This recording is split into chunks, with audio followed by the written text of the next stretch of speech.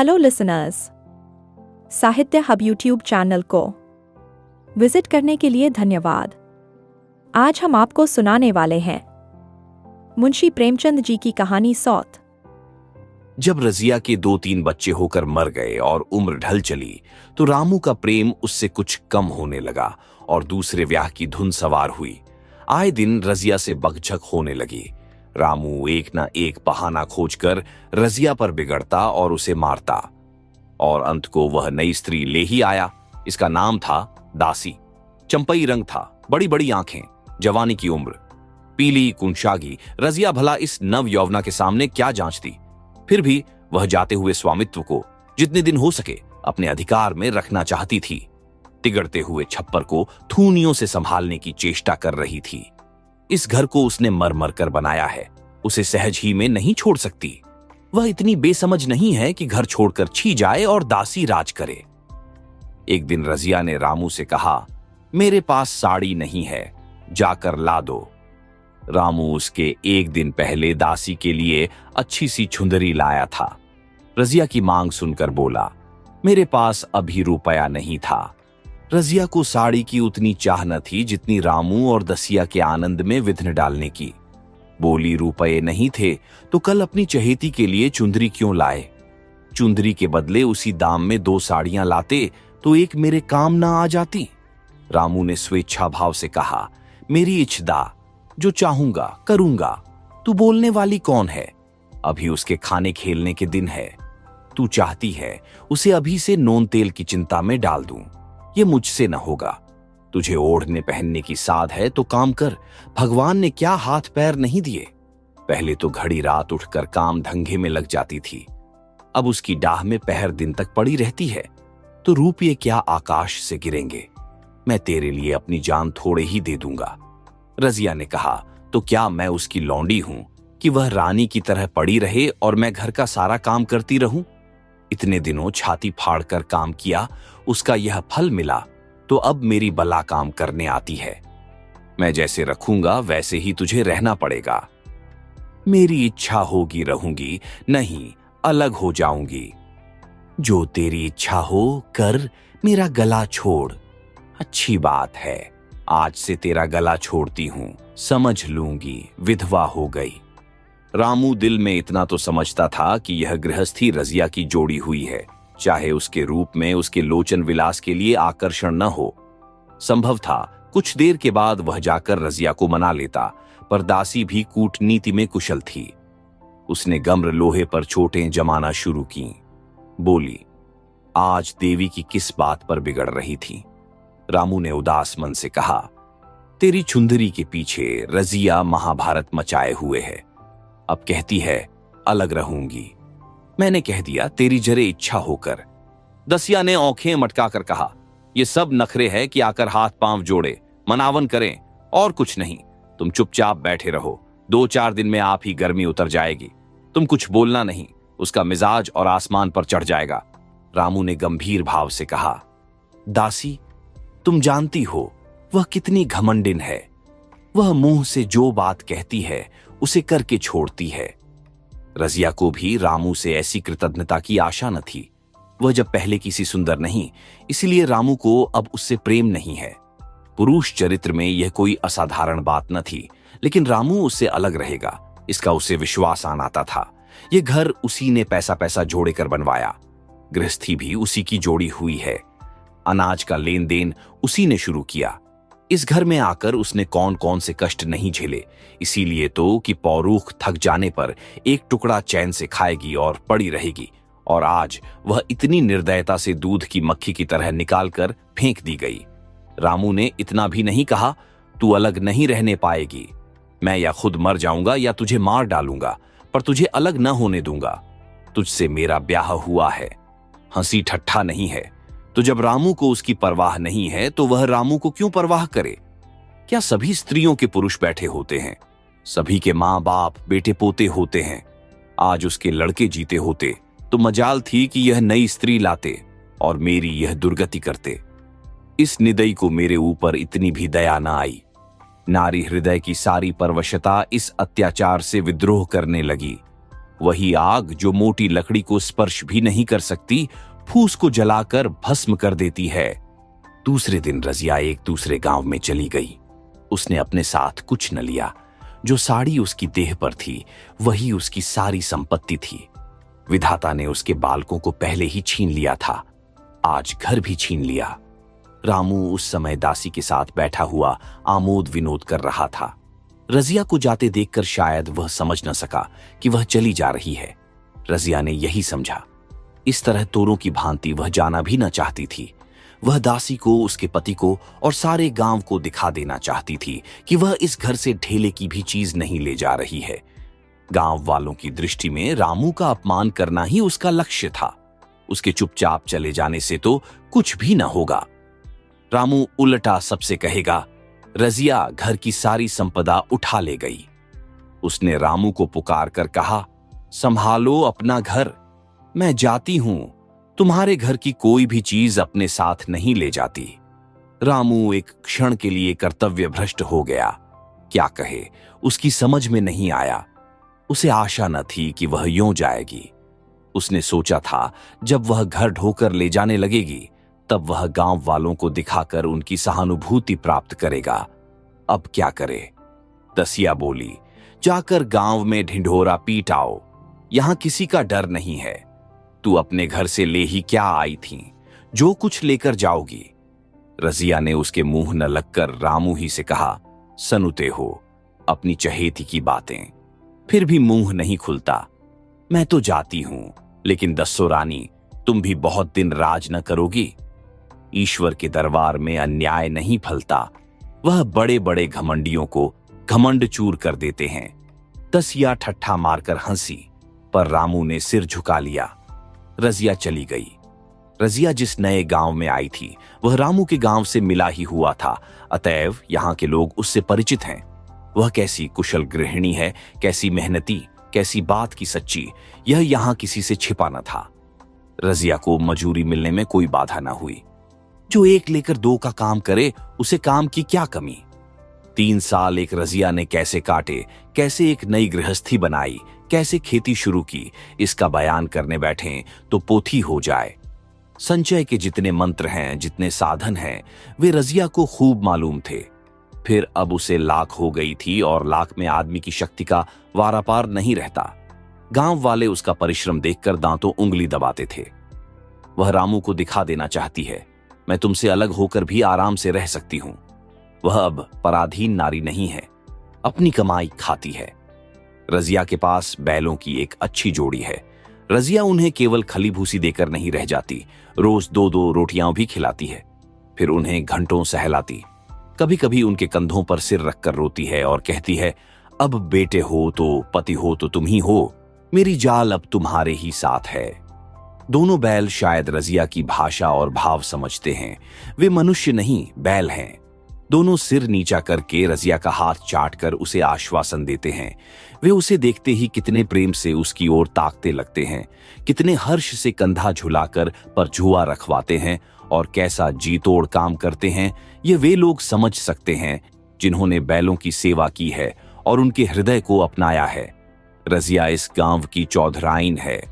उसकी बुद्धि जो पहले नित्य आधार खोजती रहती थी और स्वच्छंद रूप से अपना विकास न कर सकती थी, अब छाया से निकलकर प्रौढ़ और उन्नत हो गई है। एक दिन रजिया घर लौटी तो एक आदमी ने कहा, तुमने नहीं सुना चौधराइन, रामू तो बहुत बीमार है, सुना 10 लंघन हो गए हैं। रजिया ने उदासीनता से कहा, जूड़ी है क्या?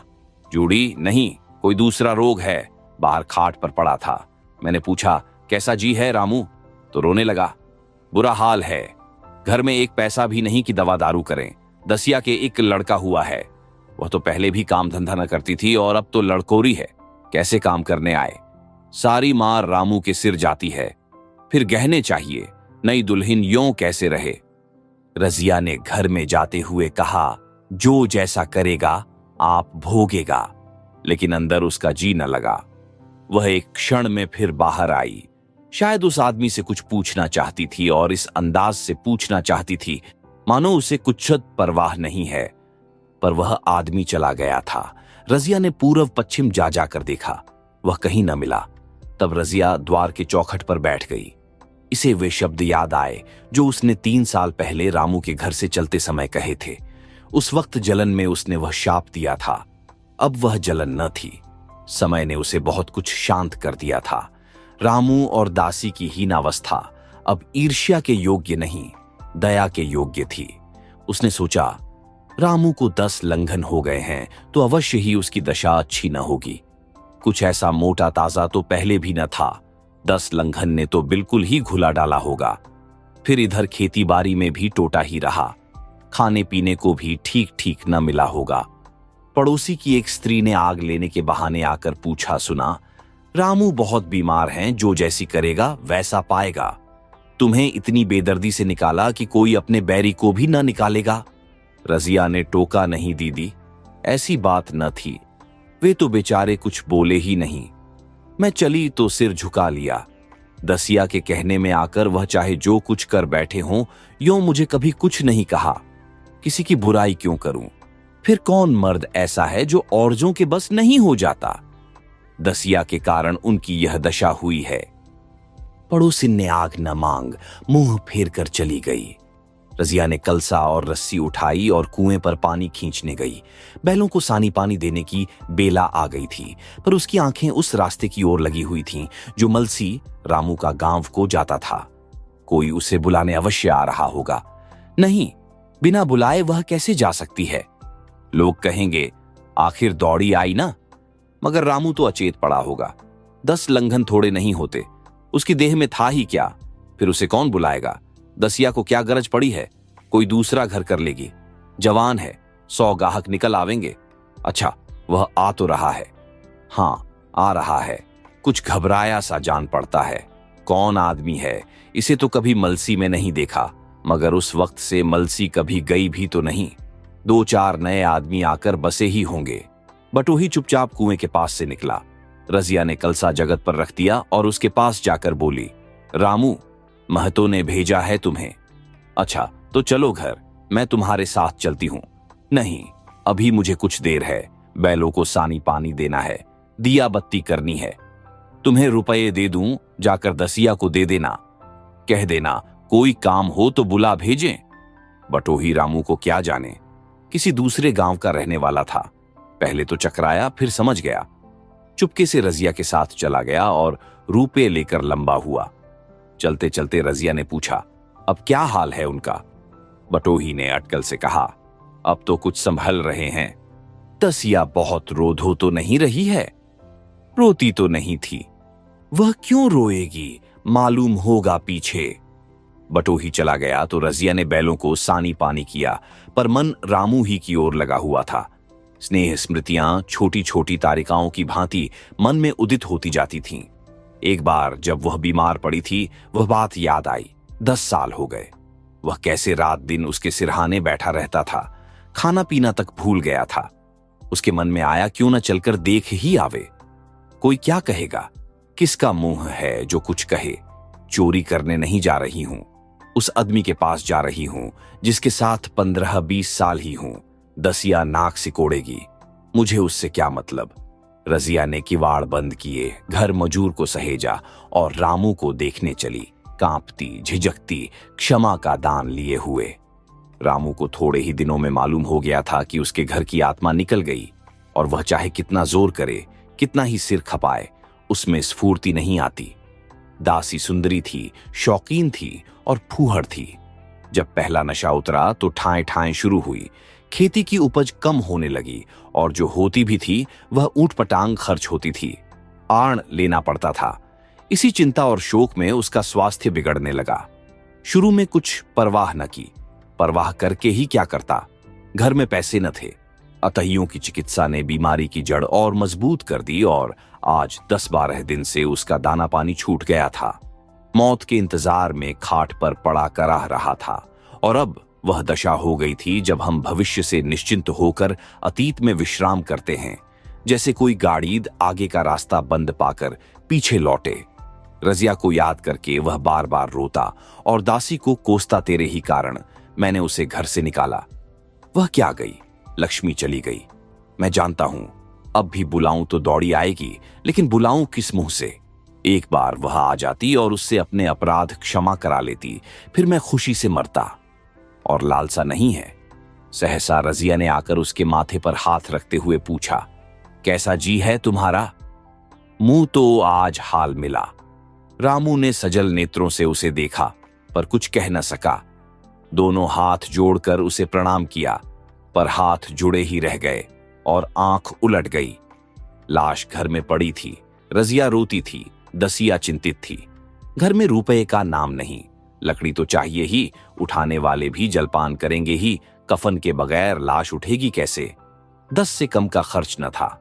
यहां घर में 10 पैसे भी नहीं। डर रही थी कि आज गहन आफत आई। ऐसी कीमती भारी गहने ही कौन थे? किसान की बिसात ही क्या, 2-3 नग बेचने से 10 मिल जाएंगे। मगर और हो ही क्या सकता है?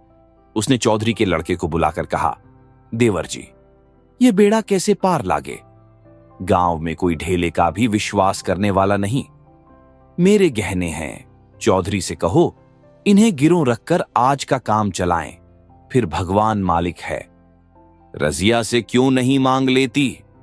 सहसा रजिया आंखें पोंछती हुई आ निकली, कान में भनक पड़ी। पूछा, क्या है जोखूं? क्या सलाह कर रहे हो? अब मिट्टी उठाओगे कि सलाह की बेला है? हां, उसी का सरंजाम कर रहा हूं। रुपये पैसे तो यहां होंगे नहीं, बीमारी में खर्च हो गए होंगे। इस बेचारी को तो बीच मंझधार में लाकर छोड़ दिया।